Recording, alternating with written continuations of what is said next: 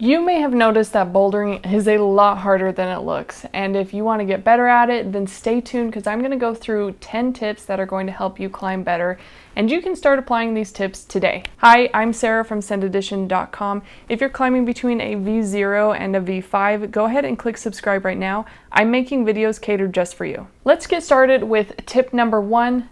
And that is to, before you actually start climbing, to review your skin and sand down any calluses. When it comes to beginners, it's really hard to take care of your skin, and flappers and tears make climbing a lot less fun. What you can do is prevent those flappers by actually sanding down any calluses you have on your hands before you start climbing. Friction Labs and Black Diamond both have sanding systems that are spent specifically for your skin, but if you don't want to do that, you can just go to Home Depot and get a sanding block. Today I tried using a 400 grit sand block, and that was just too high.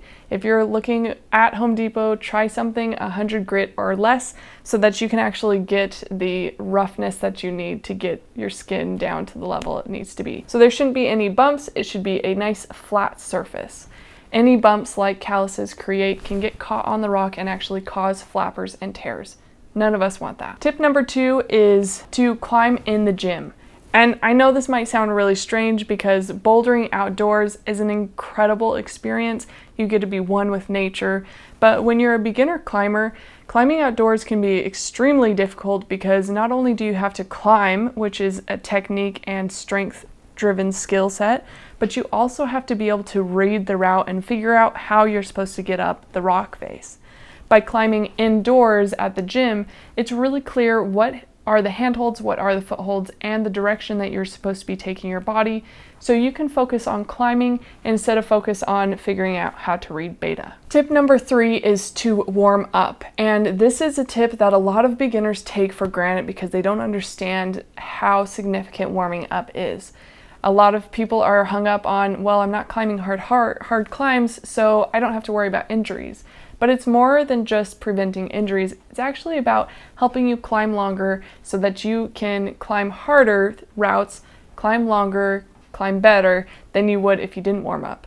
And the way this works is with your forearms specifically. If you start climbing really hard routes, your forearms and your grip is going to start causing your forearms to get really pumped.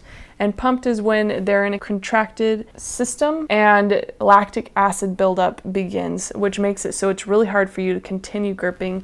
Even when you let go of the hold, it still feels firm and it's hard to move your fingers. By warming up, you minimize lactic acid buildup, and that will help you climb longer, and it will help you climb harder routes because you'll be able to grip longer. Tip number 4 is pay attention to your hips. Before you even start considering building strength in your fingers, you really need to consider what you're doing with your hips while you climb. If you're climbing on an overhang, getting your hips closer to the wall will make it so that you can put more weight in your legs, which will make it so that there's less stress on your forearms and your arms so that you can climb longer and harder routes. In addition, by focusing on your hips, you can start focusing more on your legs, which brings me into the next tip. Climb with your legs. A lot of new climbers are so focused on their arms that they're pulling their entire body up like a pull-up. But what would be better is actually to use your legs to push your body in the direction that you need to. So if you have a handhold that's really far away or seems really far away, you can use your legs to push your body into that direction. Tip number 6 goes along with hips and legs, and that is to use straight arms. And a great example of this was from the Bouldering Bow Bats. They said, have you ever been to a grocery store and you carry your groceries home? Well, do you carry your groceries with your arms straight, or do you have your arms locked off like this while you're carrying them? You probably carry them straight, right? Because it takes a lot less energy to have your arms straight. The same thing is in with climbing. Move your hips, move your legs, move your feet so that you can keep your arms straight, which will help you hold on to the holds longer and climb longer. Are you seeing a pattern here? If you do things that will help you climb longer, you'll be able to climb more, which will help you improve your climbing faster. Tip number 7 is to climb the same route over and over again. If you've accomplished climbing a route, congratulations. but you're not done with that route yet, that problem. What would be best is for you to continue climbing on that route multiple times so you can learn different body movements and different ways of getting up the climb. The more efficient you climb, the better you climb, and the more likely you'll be able to level up your climbing skills. So if you're trying to figure out what do I need to do here so that I'm not as tired when I'm done climbing, what you can do is actually take your hands, take your legs, and consider everything that you're doing, and then figure out what would make it easier for you to get up the route. This focus on efficiency is not only going to help you feel more confident as you climb, but it's also going to help you when you want to level up your climbing to the next grade. Especially when you get past that V3 skill level, this is something that you need to be doing on every single route that you finish. Tip number 8 is to review your route before getting on the climb. And this is also called reading the beta. Now, when you get on a climb, if you haven't reviewed it beforehand, you may find yourself stuck in a specific situation where you're holding on to the wall while you're trying to figure out the next move. If you had reviewed the route before and decided where to put your hands and where to put your feet and in what sequence, you wouldn't have to worry about staying in that one spot and using your energy while you're trying to figure out the problem. You can just go through the problem as smoothly as possible. Tip number 9 is for after the climb, and it's another skin tip. It's use lotion at the minimum when you're done climbing.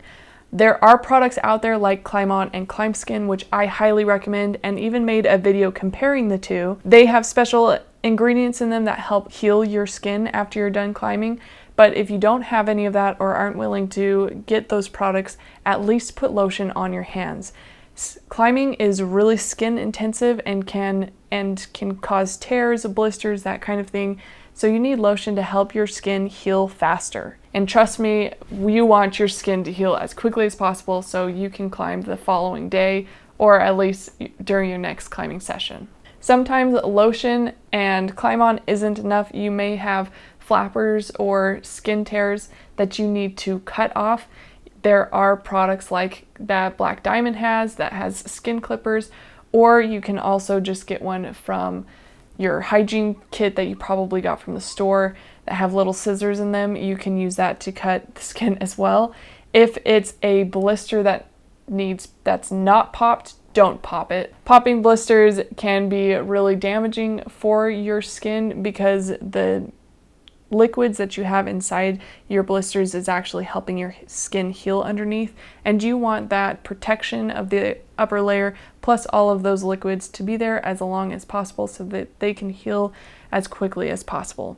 By popping a blister, you're going to make that a lot harder. And the final tip number 10, is to watch other climbers. And you can watch other climbers at the climbing gym, at the crag. You can also watch them on YouTube. Videos like this is a great way to learn how to level up your climbing. A YouTuber that I really enjoy following is Rock Entry. Oswaldo from Rock Entry does some amazing videos about footwork, are probably my favorites that he does.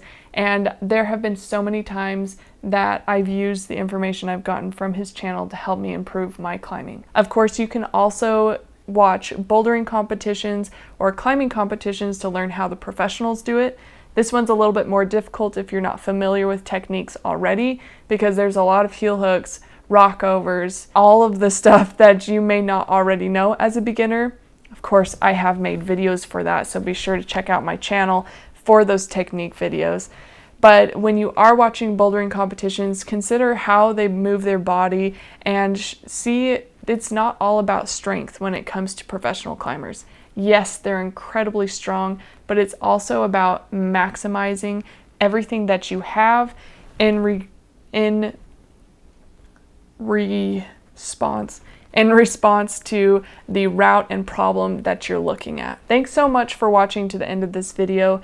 If you enjoyed it, please give it a thumbs up and subscribe to my channel for more videos like this. Those subscriptions and thumbs up make it really easy for me to understand what you enjoy watching so that I can make more videos just for you. Thanks again for watching and enjoy your climb out there.